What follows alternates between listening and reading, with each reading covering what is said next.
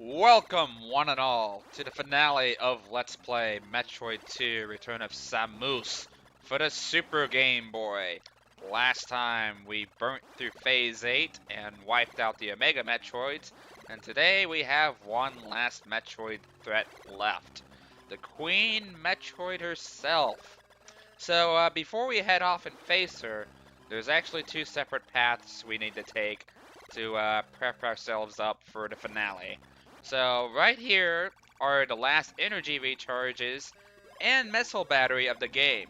So on the way to the Queen Metroid, you definitely want to be prepared because there is in no way, shape, or form any kind of method in terms of refilling your ammo or energy. So make sure you do it here and now. The other thing we want to grab is the ice beam. I mentioned in a previous part that it was stowed away in a hidden corridor off to the side. And from that statement alone, you can no doubt tell that we're going to be facing a familiar threat on the way there. One that you might recognize from the original Metroid. So let's go ahead and grab that. So I guess in a way you could consider this the last upgrade in the game, but I don't know. That could be interpreted in many different ways. So between this part and the last, I went and looked over the development history of Metroid 2. A few things stuck out to me in terms of um, interest, I guess. The first is that the way the graphics were kind of upscaled in comparison to Metroid 1, where the graphics looked a lot smaller in that game, they actually did that in Metroid 2 because of the color limitations. They wanted to kind of give Metroid 2 this visual style that still had that same kind of detail that Metroid 1 had without sacrificing too much. Because the environments are pretty simple and what have you. So they wanted to make stuff like the sprites and the ground a lot more detailed than usual, even though it's still pretty basic stuff. But the most important thing that stuck out to me, aside from this being the only Metroid game that Sekimoto wasn't involved in, is that, well, at one point or another, this game was planned to have a color remake on the Game Boy Color. Similar to Link's Awakening on the Game Boy Color back in 1998. I don't really know why this didn't come to fruition. Maybe it had something to do with the fact that Gunpei Yokoi had died in 97, and they were still trying to figure out what to do with the series until then. You can take that as either way, but yeah, there's not really any real given explanation as to why all of that went down. But yeah, Metroids.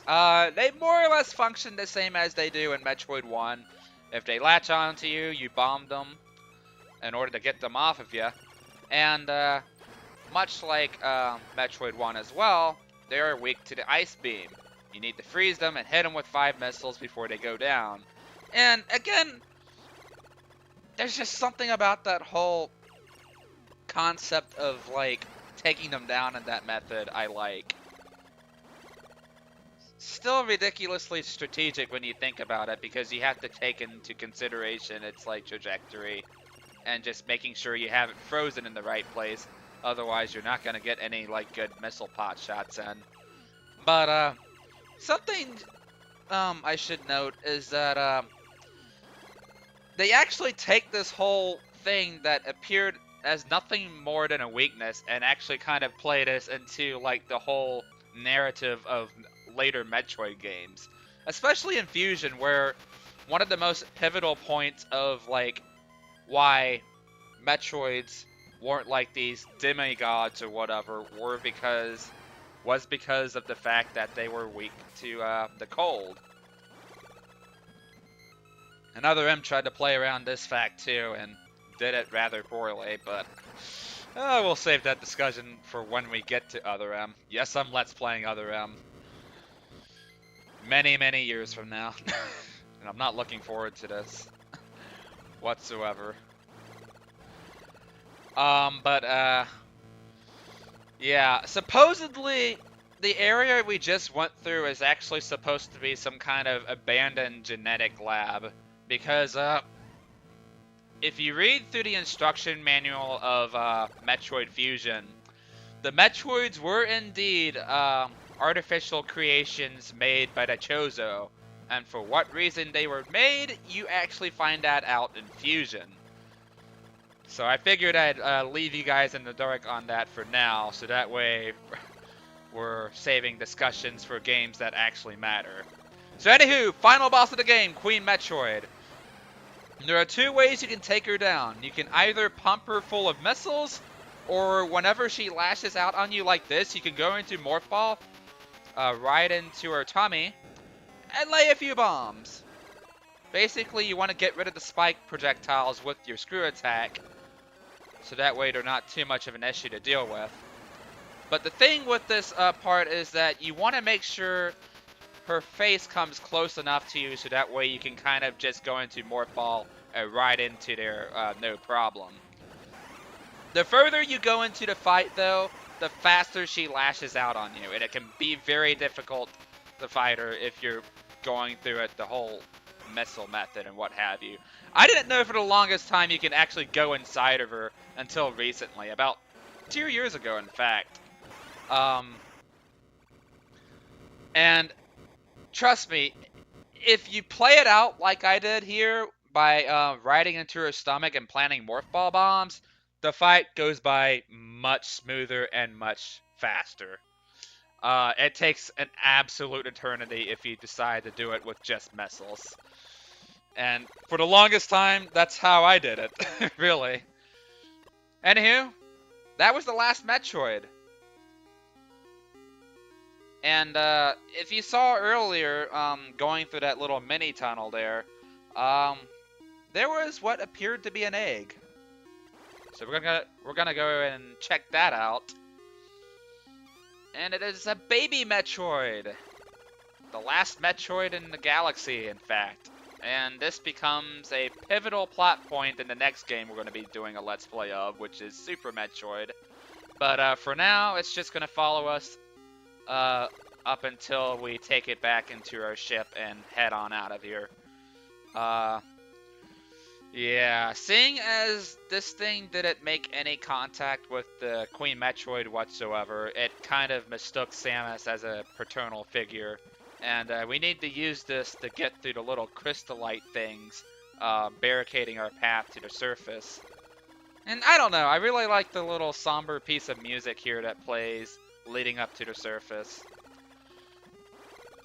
It's a very different kind of ending from, you know, other Metroid games, whereas most endings usually comprise of you trying to get out of an exploding planet and the tension just kind of rises to an extreme, but in Metroid 2's case, it almost feels kind of weirdly uplifting, you know? And I appreciate Metroid 2 for trying something different from its peers.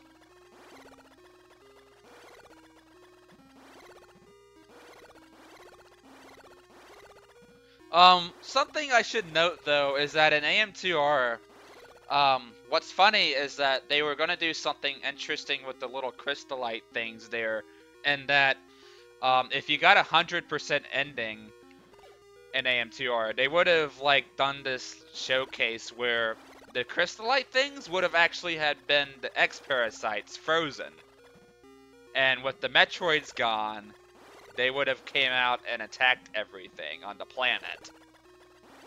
But of course, that never came to fruition because AM2R, you know, kind of got the cease and desist and couldn't get any more updates. But just thought I'd let that bit of trivia show.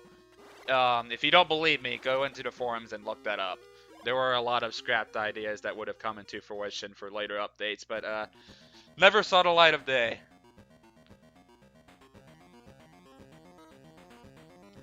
But yeah, that, my friends, was the end of Metroid 2, Return of Samus for the Super Game Boy.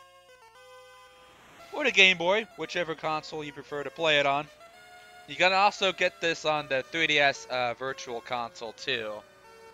And apparently, the Legacy Edition of Samus Returns also includes a download code that lets you get this game for free upon purchase. God damn it. How did Europe get so lucky? I mean, I guess they kind of deserve it, seeing as they kind of get the short end of the stick on a lot of like things. Like, for example, they didn't get exposure to Final Fantasy until Final Fantasy 7, and before then they had like what, Mystic Quest. They also got Terranigma too. Like, as much as I want to complain being an American and getting kind of a shoddy special edition instead, it's like you gotta look back and think to yourselves, what would it be like if I was in the European shoes and missed out on a whole bunch of shit that only America got, you know? Because when you think about it, America got a whole lot more content from Nintendo than Europe ever did. And just in general, really. So, yeah, you fuckers don't have any right to complain. Anywho, Metroid 2. I still like this game a lot. It's my fourth least favorite in the series, but that's not really saying much, seeing as I still like to go back and replay this game every now and then. It's a perfectly fine game, but I can definitely see why people don't like this game, having to go back to it. It's definitely something I'd have to recommend with caution. Like, I wouldn't recommend it as a first Metroid title, but like, if you've already played through Super Metroid, Zero Mission, and Fusion, and just want a little bit more Metroid in your life, um, I would definitely look at Metroid 2. It's a surprisingly interesting game with a lot of good concepts. And it's definitely better than Metroid 1 in my book.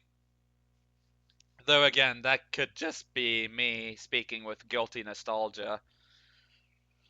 You can interpret that either way, but next up, my friends, is going to be the most popular game in the series, and I'm not sure how I'm going to be handling that. But next up on the list is going to be Super Metroid for the Super Nintendo. I hope you guys are looking forward to that, and I will see you guys then.